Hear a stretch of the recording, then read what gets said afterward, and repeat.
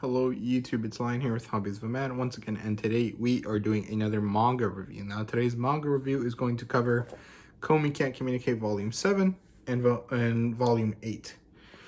These are really fun volumes. I really enjoy them. I love Komi Can't Communicate. I think it's not necessarily my favorite series, but it's a series that really, touches me in the heart, and it really kind of like gets me in a specific type of mood, and it's really weird, but I really love this series a lot. So Komi Can't Communicate, I'll hold them like this, is written by Tomohito Oda. It's published by Viz Media, as you guys can see right there. Its genres are slice of life, coming of age, and rom-com to an extent. It does not currently have an adaptation, although maybe hopefully soon. I mean, we have like Miss Nagatoro and that other one that's like really popular as well, that are kind of like not similar, but a lot of people will like put them together. So hopefully we'll get one of these, an anime for this one soon. But yeah, I'll tell you the premise for each of them, and then I'll just kind of generalize both of these things together. So, in number 7, basically, in both of these, basically, Komi continues to deal with her anxiety, with her struggle to gain the 100 friends she wants to have before she finishes high school, essentially. And we see how she kind of deals with it and how she starts to grow and kind of come out of her shell. And it's a really nice but rather slow transformation from, this completely loner type of person to someone that's slowly becoming amicable and extroverted to an extent. And it's really lovely how it kind of all works. Volume 7 deals with Christmas and New Year's and stuff, and this one deals with like some sort of early spring type of trip. I guess that's like a normal thing in Japan, but I'm not really sure.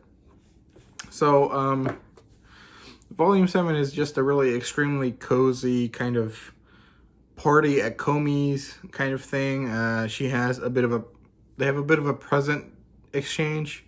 Komi's birthday is on the 25th of December, which is, Christmas, it's kind of fun. And her birthday kind of is significant, I guess. I'm not really sure. They play with snow for a while, and then Komi goes to a shrine to visit her family and kind of spends time with them. And then there's some New Year's stuff, some grocery shopping, and then they come back to the Christmas party again. It was kind of like, you see the end of the Christmas party, and then at the end of the book, you see the beginning, I think. I assume that that's because they wrote a specific scene, but, yo-yos are just weak. They're just looking for a chapter, and then people asked for what was happening beforehand. So that's kind of how it worked, and that's just why it's published kind of out of order, I guess. But it might have been a New Year's party. I'm not really sure. And then Volume 8 is the school trip, like I said. It's really cute how everything kind of works. They finish the storyline from the previous book about Tadano having a cold. And then we get Naruse introduced, who's this new narcissistic character. He's kind of funny, but he's just as weird as everyone else, and it's really funny. Then they have that school trip. Komi and Tadano, their kind of relationship stuff is hinted at a lot more in this book than usual, which is, interesting, and I'm really hoping that that kind of develops. And they kind of have a heart-to-heart moment where they're talking about Komi's previous experience with school trips. And it sucked. It was really, really sad. I was like, oh, God, no, Komi. But I guess it is something that everyone deals with. Like, that's sort of like a cruel children being cruel and kind of excluding you from a group. That happens to everyone, no matter how popular or cool or extroverted you are. So it kind of really hits you, man. This series is just so beautiful. And then they go on a tour of Hokkaido, I think it was.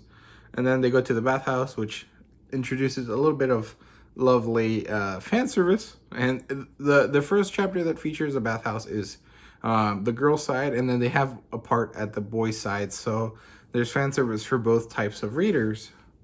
And yeah, good stuff all around. They keep going. There's this kind of a new set of friends that Komi's developing a relationship with. It's like this girl that plays shogi, which is Japanese chess, and this girl that's super into yo-yos, which is weird. But I guess that was kind of like the point.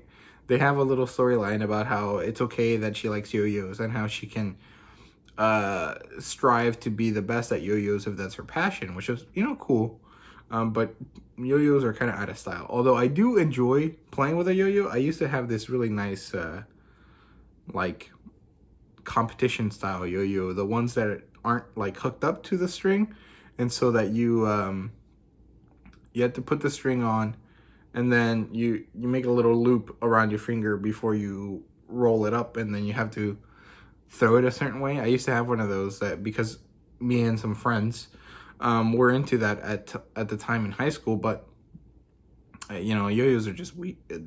They're just like not in style anymore.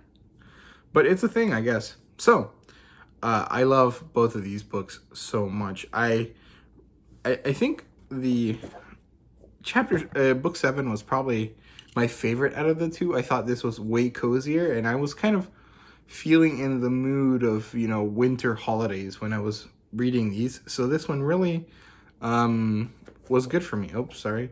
This one was really good for me, and I really enjoyed it a little bit more than this one. I can't really relate with a lot of the Halloween or the Christmassy type of stuff that they do. I live in Texas, so it never snows here. The one time I saw snow was when I was in Turkey, and it was in June. And I was staying in this city in the top northeast region of Turkey called Erzurum, and then I saw snow there for the first time, and it was super cool. But I've never really like played in the snow and like made snowmen and stuff. That's kind of not viable where I live, but it was fun. I really enjoyed it. But yeah, so I really like the characters as always. I really enjoy how they all interact and how everyone loves Komi. And how Komi really appreciates everything about all of her, friends and classmates. I think it's really beautiful, and there's a lot of interesting messages to take out of it if you kind of want to look a little bit deeper.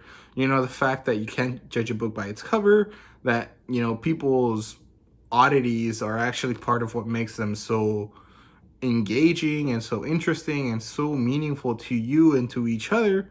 And, there's a bunch of stuff like that you can really take out of Komi, and I think it's really wonderful. I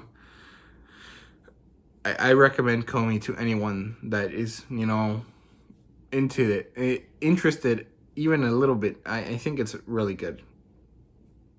But yeah, so what else is there? Yeah, it's really usual, normal Komi. It gets you into that like kind of melancholic mood where you're like, oh man, these are things that I experienced at one point and that I'll continue to experience, but that I kind of take for granted. But seeing someone experience them for the first time kind of changes your perspective on it and makes you kind of realize how lucky you were and how special all of those moments were, even if at the time you just kind of assumed that they were normal. It's a really wonderful kind of story. I really enjoy it. But yeah, there's really no world building in this book. I guess the world building is that you learn about Japanese things. Like there was one chapter where they were, like the shrine maiden stuff, and the things that they do in New Year's is different from what we do here in the U.S. And in Mexico. So it's kind of interesting to see that, but it's not really world building. That's kind of more like a byproduct of reading something not from your own culture. But yeah, like I said, there was some fan service in volume 8, but not much. But it was, you know, good enough. I enjoyed it. It was kind of cute mostly. It wasn't really like smutty or anything. But yeah. That's basically it. I rate both of these 4.5s out of 5s. I mean, obviously, the fact that they're 4 comma and really short chapters kind of not ruins it, but like takes it down a little bit for me. I would like longer form chapters, but that's just a personal preference, and it's not really a problem. It's just I would like it to be longer. But yeah, that's basically it. I recommend everyone read this book. I really enjoy them. This series is wonderful. If you're looking for similar titles, well, I'm not really sure. I can recommend one that I've read that is kind of that similar. I think the closest thing maybe might be Side Character, or Side Character by Tentai, which, by the way, you can buy that digital at 10% off with code LION if you want. But I didn't recommend it because of that. I recommended it because it's like Komi and the main character and side character don't really have the same type of struggle, but a byproduct of their struggle is that they don't have friends, and throughout the series they're slowly learning to gain friends and to not be normal, but like function around their difficulties, and that's, you know, really good. So that's it for me. Thank you guys very much for watching. I hope you guys enjoyed. If you did, please like, subscribe, and comment down below. Let me know what you thought. And share the video if you can. I'm trying to grow a little bit this month. Or like, I'm trying to emphasize growth this month as opposed to just kind of letting it be natural. So I would appreciate some help from you guys. But yeah, thank you guys very much for watching, and see you guys later.